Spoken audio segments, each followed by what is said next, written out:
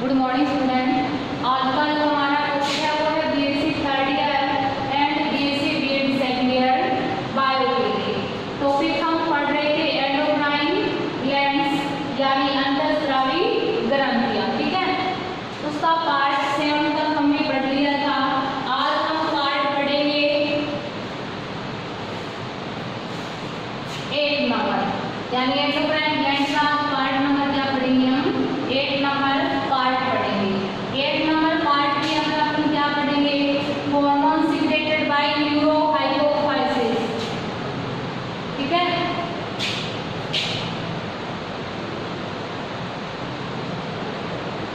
Hormone secreted by neurohypophysis, neurohypophysis, ठीक है। Pulse fuse ग्रंथि के द्वारा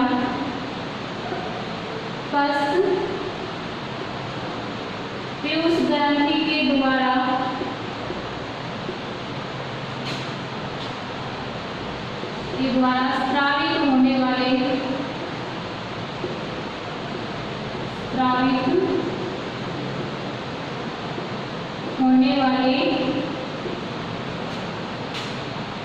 हार्मोन, पल्स फ्यूज ग्रंथि के द्वारा स्रावित होने वाले हार्मोन। आप सभी जानते हो कि इस प्रकार हमने पिट्यूटरी ग्लैंड की स्ट्रक्चर पढ़ी, ठीक है। ये हाइपोथैलेमस की पैरावेंट्रिकुलर और सुप्राओप्टिक जो न्यूक्लियाई है, ठीक है।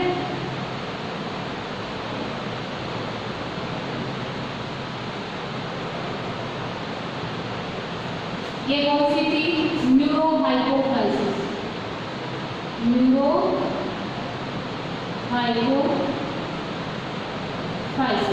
मैं इसको कंप्लीटली नहीं बताऊंगी, आप सभी को पहले पढ़ाया गया ये। तो हम पढ़े थे हार्मोन सीक्रेटेड बाय न्यूरोहाइपोफाइसिस यानी पल्स फ्यूज ग्रंथि के द्वारा स्रावित होने वाले हार्मोन्स। आप सभी जानते हो कि पल्स फ्यूज ग्रंथि के द्वारा जो हार्मोन स्रावित किए जाते हैं, कौन से हार्मोन? ऑक्सीटोसिन और वेसोप्रेसिन।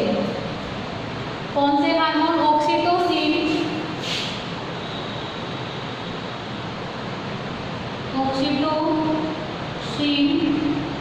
और सेकंड है वेसोप्रेसिन,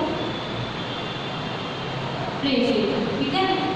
ऑक्सीटोसिन और वेसोप्रेसिन जो हार्मोन है वो आप सभी जानते हो कि न्यूरोहाइपोफाइसिस के द्वारा स्रावित किया जाता है। बट इन हार्मोनों का संश्लेषण होता है वो न्यूरोहाइपोफाइसिस के द्वारा नहीं किया जाता। कहने का भी ये है कि पल्स फ्यूज ग्रंथि के द्वारा स्रावित होने वाले ऑक्सीटोसिन और वेसोप्रेसिन जो हार्मोन होता है वो हाइपोथैलेमस की सुप्राओप्टिक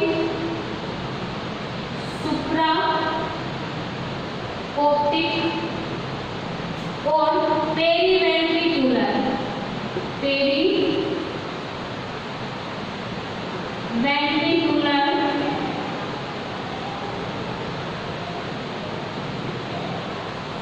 न्यूक्लियाई के द्वारा क्या किया जाता है?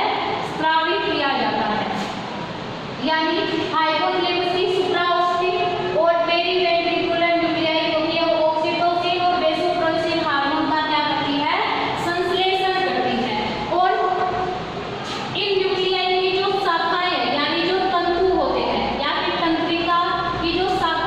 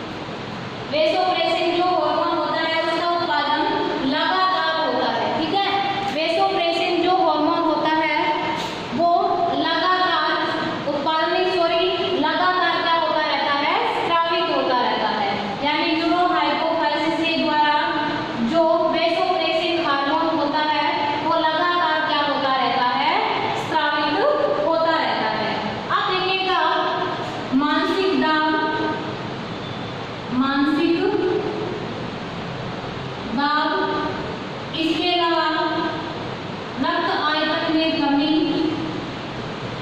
रक्त आयतन में कमी, इसके अलावा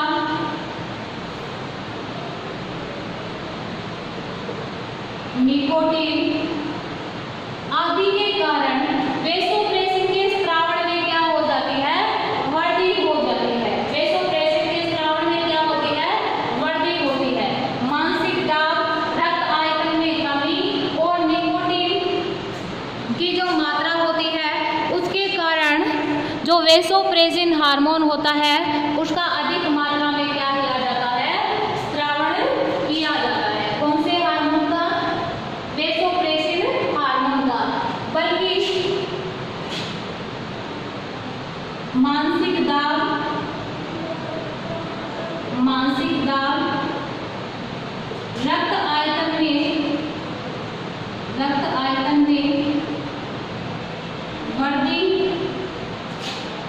इसके अलावा ठंड के समय वेसोप्रेसिन हार्मोन होता है वो कम मात्रा में क्या किया जाता है, स्रावित किया जाता है।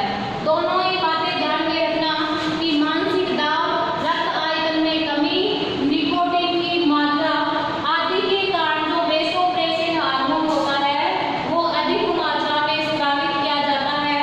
बट मानसिक दाब और रक्त आयतन में वृद्धि, इसके अलावा ठंड के कारण जो वेसोप्रेसिन हार्मोन होता है उसका स्रावन क्या किया जाता है, कम किया जाता है।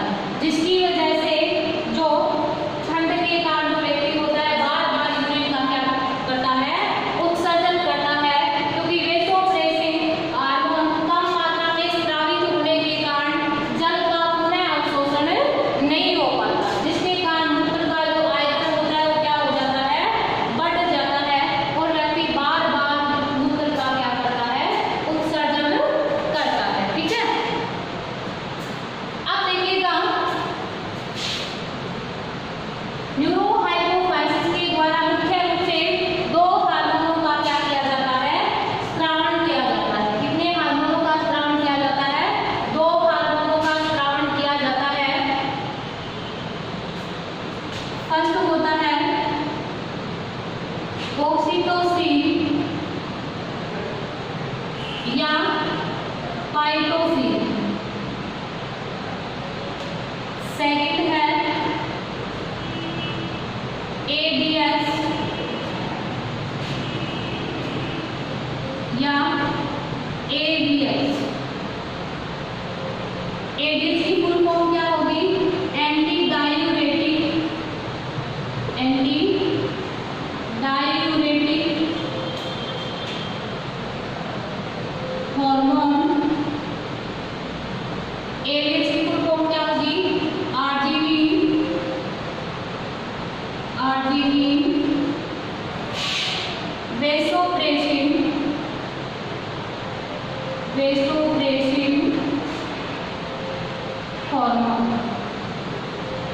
ठीक है, एडीएस की फुल फॉर्म क्या होगी, एंटी डायूरेटिक हार्मोन, और एडीएस की फुल फॉर्म क्या होती है, आर्जिनिन वेसोप्रेसिन हार्मोन। अब देखिएगा कि पश्च पीयूष ग्रंथि के द्वारा स्रावित होने वाला ऑक्सीटोसिन और एडीएस दोनों ही हार्मोन एक पॉलीपेप्टाइड हार्मोन होते हैं। दोनों ही हार्मोन क्या होते हैं, पॉलीपेप्टाइड हार्मोन होते हैं। दोनों कौन से हार्मोन, ऑक्सीटोसिन और एडीएस दोनों ही क्या है, पॉलीपेप्टाइड हार्मोन होते हैं। अब देखिएगा ऑक्सीटोसिन हार्मोन क्या करता है कि जो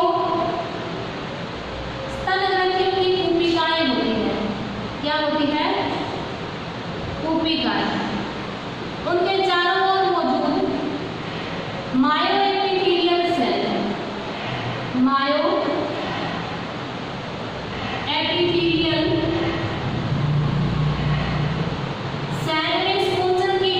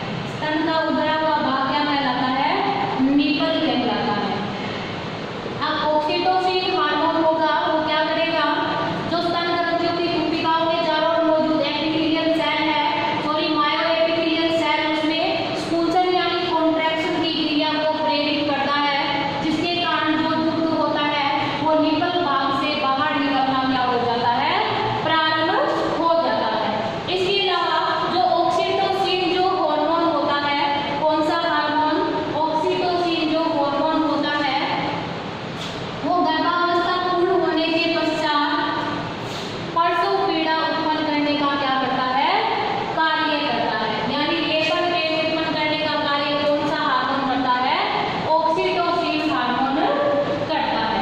अब देखिएगा इसके अलावा ऑक्सीटोसिन जो हार्मोन होता है वो जो पक्षी होते हैं, ऑक्सीटोसिन हार्मोन क्या करता है,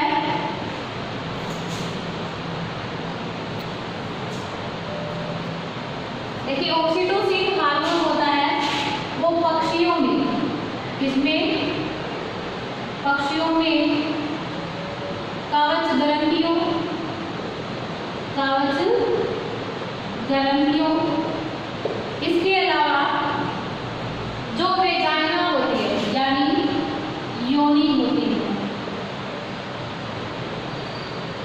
जो वेजाइना होती है उसमें स्पूंजन की क्रिया को क्या करता है, प्रेरित करता है। ध्यान में रखना ऑक्सीटोसिन हार्मोन होता है पक्षियों की जो वेजाइना होती है उसमें स्पूंजन की क्रिया को क्या करता है, प्रेरित करता है, जो कि अंडा देने के लिए क्या होती है, उत्तरदायी होती है। अब देखिए ऑक्सीटोसिन जो हार्मोन होता है वो अगर पीयूष ग्रंथि के द्वारा स्रावित होने वाले एलएच यानी ल्यूटिनाइजिंग हार्मोन को प्रभावित कर अधिक मात्रा में दूध का क्या करवाता है, निष्कासन करवाता है यानी स्रावण करवाता है। ध्यान में रखना कि ऑक्सीटोसिन हार्मोन होता है वो अगर पीयूष ग्रंथि के द्वारा स्रावित होने वाले एलएच हार्मोन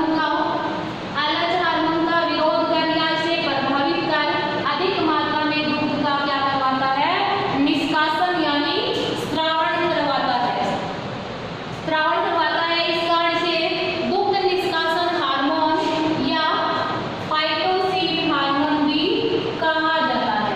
क्या बोलते हैं इसे, दुग्ध निष्कासन हार्मोन या फाइटोसिन हार्मोन भी कहा जाता है। अब देखिएगा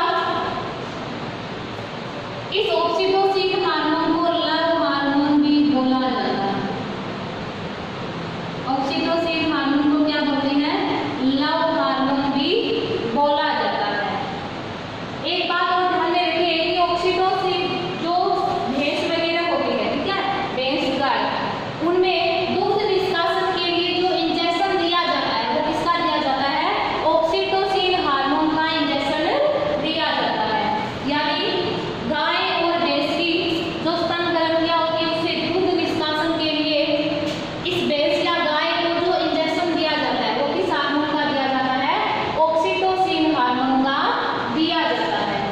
आगे हम बात करते हैं एडीएच यानी एंटी डायूरेटिक हार्मोन की, या एडीएच आर्जिनिन वेसोप्रेसिन हार्मोन। अब देखिएगा एडीएच जो हार्मोन क्या करता है, दूरस्थ कुंडलिक नलिका, दूरस्थ कुंडलिक नलिका, इसके अलावा संग्रह नलिका, डिस्टल कोलिकोलेटेड ट्यूब्यूल्स और कोलेक्टिंग डक्ट के अंदर जल के पुनः अवशोषण को क्या करता है, बढ़ाता है। कौन, एडीएच हार्मोन। यदि एडीएच हार्मोन कम मात्रा में क्या किया जाए, स्रावित किया जाए, एडीएच क्या हो, यदि कम मात्रा में स्रावित किया जाएगा तो कम मात्रा में स्रावण होने के कारण दूरस्थ कुंडलिक नलिका और संग्रह नलिका के द्वारा जल का पुनः अवशोषण क्या होता है, कम मात्रा में होता है, जिसके कारण मूत्र के अंदर जल की मात्रा यानी यूरिन के अंदर जल की मात्रा क्या हो जाती है, बढ़ जाती है और व्यक्ति बार बार यूरिन का क्या करता है, उत्सर्जन करता है। इसे क्या बोलते हैं, डायबिटीज इंसिपिडस कहा जाता है। जो व्यक्ति होता है जिसमें एडीएच हार्मोन कम मात्रा में स्रावित होता है, कम मात्रा में एडीएच स्रावित होगा तो व्यक्ति बार बार यूरिन का क्या करता है, उत्सर्जन करता है। ठीक है, इस प्रकार का जो कंडीशन व्यक्ति में उत्पन्न होगी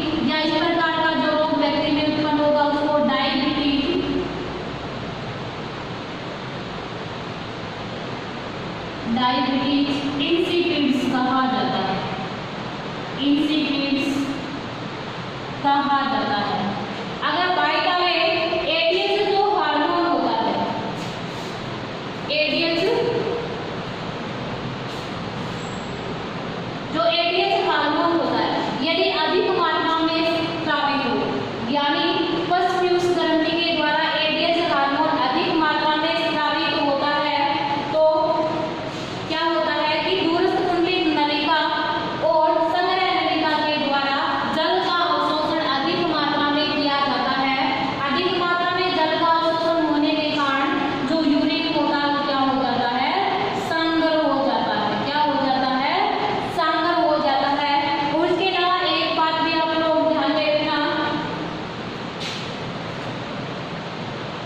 कि जो रेगिस्तान में रहने वाले जंतु है, यानी रेगिस्तानी जंतु है, फॉर एग्जाम्पल ऊंट के अंदर क्या होता है, एडीएच हार्मोन अधिक मात्रा में स्रावित होता है, जिसकी वजह से ग्लोमेरुलर निस्संद से जल का अधिक मात्रा में वापस क्या किया जाता है, पुनः अवशोषण किया जाता है, जिसके कारण वो अधिक समय तक क्या रह सकता है, प्यासा रह सकता है। इस प्रकार न्यूरोहाइपोफाइसिस के दो हार्मोन थे और दोनों हार्मोन्स क्या हो जाते हैं, कंप्लीट हो जाते हैं। हम पढ़ रहे थे प्यूपिट्री ग्लैंड। प्यूपिट्री ग्लैंड की दो लोब थी अपने पास, एडिनोहाइपोफाइसिस और न्यूरोहाइपोफाइसिस। एडिनोहाइपोफाइसिस के द्वारा जो हार्मोन स्रावित हो रहे थे वो कितने थे, 6 टाइप के थे। फर्स्ट पढ़ा था हमने ग्रोथ हार्मोन्स या सोमेटोट्रोपिन हार्मोन। सेकंड हमने पढ़ा था ACTH यानी एड्रिनो कोर्टिकोट्रोपिन हार्मोन। थर्ड क्या पढ़ा था, गोनेटोट्रोपिन हार्मोन। गोनेटोट्रोपिन हार्मोन कितने प्रकार के थे, 2 प्रकार के, LH और FSH। LH की फुल फॉर्म क्या पढ़ी थी हमने, ल्यूटिनाइजिंग हार्मोन, और FSH की फुल फॉर्म क्या थी, फॉलिक्यूलर स्टिमुलेटिंग हार्मोन। ठीक है। इसके अलावा फोर्थ हार्मोन हमने पढ़ा था कौन सा, MSH मेलेनोसाइट स्टिमुलेटिंग हार्मोन। ठीक है। और फिफ्थ पढ़ा था TSH thyroid stimulating hormone. Fourth क्या था, MSH melanocyte stimulating hormone. Third fifth कौन सा था, TSH थायराइड स्टिमुलेटिंग हार्मोन। और सिक्स नंबर हार्मोन हमने क्या पढ़ा था, एडिनोहाइपोफाइसिस का प्रोलैक्टिन या ल्यूटियोट्रोपिक हार्मोन। कौन सा था, प्रोलैक्टिन या ल्यूटियोट्रोपिक हार्मोन। ठीक है। उसके बाद हम पढ़ रहे थे न्यूरोहाइपोफाइसिस के द्वारा स्रावित होने वाले हार्मोन। और न्यूरोहाइपोफाइसिस ध्यान में रखना कभी भी हार्मोनों का संश्लेषण नहीं करती। ये क्या करती है कि हाइपोथैलेमस की जो पेरीवेंट्रिकुलर न्यूक्लियाई और सुप्राऑप्टिक न्यूक्लियाई के द्वारा जो वेसोप्रेसिन और ऑक्सीटोसिन हार्मोन स्रावित किए जाते हैं उनका क्या करती है, ये स्टोर करके रखती है। ठीक है। और आवश्यकता पड़ने पर इन हार्मोनों का क्या करती है, स्रावण करती है। इसलिए इनके हार्मोनों को अपन क्या बोलते हैं, न्यूरो हार्मोन बोलते हैं। इनके हार्मोनों को फर्स्ट फ्यूज ग्रंथि के हार्मोनों को। ठीक है। फर्स्ट फ्यूज ग्रंथि के द्वारा दो ही हार्मोन स्रावित किए जाते हैं, ऑक्सीटोसिन या pitocin. Second ADH anti diuretic hormone या ADH आर्जिनिन वेसोप्रेसिन हार्मोन। अब देखिएगा ये दोनों हार्मोन्स कंप्लीट हो चुके हैं। अब हम पढ़ेंगे इसका कंट्रोल किस प्रकार से होता है। हमारा जो नेक्स्ट पॉइंट रहेगा वो है control of oxytocin. Control of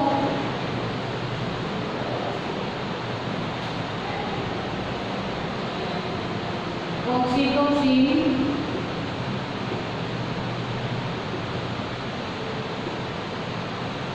hormone. Oxytocin hormone का नियंत्रण। अब देखिएगा जब कोई नवजात शिशु यानी प्रसव के बाद जब कोई नवजात शिशु स्तन के निपल भाग को क्या करता है, सक करता है यानी चूसता है, उसमें प्रोसेस स्वेदन और नर्व सेल होती है वो क्या हो जाती है, उद्दीपित हो जाती है। इस प्रकार नर्व सेल को जो निपल भाग में उपस्थित है उसको क्या मिल रहा है, उद्दीपन मिल रहा है। यह उद्दीपन इसी नर्व सेल के नर्व पथ से होते हुए कहाँ पहुंचता है, हाइपोथैलेमस के पास पहुंचता है। तो हाइपोथैलेमस क्या करती है, हाइपोथैलेमस क्या करेगी, इस ऑक्सीटोसिन हार्मोन का संश्लेषण कर किसमें स्थानांतरित कर देती है, न्यूरोहाइपोफाइसिस के अंदर क्या कर देती है, इसको स्थानांतरित कर देती है। ठीक है, अब देखिएगा जैसे ही न्यूरोहाइपोफाइसिस के द्वारा ऑक्सीटोसिन हार्मोन स्रावित किया जाएगा, ये किसमें छोड़ा जाएगा, ब्लड के अंदर। अब ब्लड क्या करता है, इसको स्तन ग्रंथियों के अंदर पहुंचा देता है। अब जैसे ही ऑक्सीटोसिन हार्मोन ब्रेस्ट ग्लैंड में पहुंचता है तो ये स्तन ग्रंथियों की जो मायोएपिथेलियल सेल है उसमें स्कुंचन की क्रिया को क्या करता है, प्रेरित करता है। यानी मायोएपिथेलियल सेल जैसे ही स्कुंचित होगी तो जो मिलन होता है यानी जो दुग्ध होता है वो दुग्ध ग्रंथियों से होते हुए स्तन के निपल भाग से बाहर निकलना क्या हो जाता है, प्रारंभ हो जाता है। जैसे ही मायोएपिथेलियल सेल में कॉन्ट्रैक्शन हुआ तो जो मिलन होता है वो स्तन के निपल भाग से बाहर निकलना क्या हो गया, प्रारंभ हो गया। इसे ही हम क्या बोलते हैं, मिल्क सिक्रेशन यानी दुग्ध स्रावण बोलते हैं। तो इस प्रकार ऑक्सीटोसिन जो हार्मोन होता है उसका कार्य क्या होता है, मिल्क का सिक्रेशन कराना, क्योंकि ये मायोएपिथेलियल सेल और इसकी ब्रेस्ट ग्लैंड की मायोएपिथेलियल सेल में स्कुंचन की क्रिया को प्रेरित करता है, जिसकी वजह से दुग्ध निष्कासन की क्रिया यानी दुग्ध स्रावण की क्रिया क्या हो जाती है, प्रारंभ हो जाती है। तो इस प्रकार से ऑक्सीटोसिन हार्मोन कंप्लीट होता है और इसी के साथ न्यूरोहाइपोफाइसिस भी, जो न्यूरोहाइपोफाइसिस जो ग्रंथि थी वो भी क्या हो जाती है, कंप्लीट हो जाती है।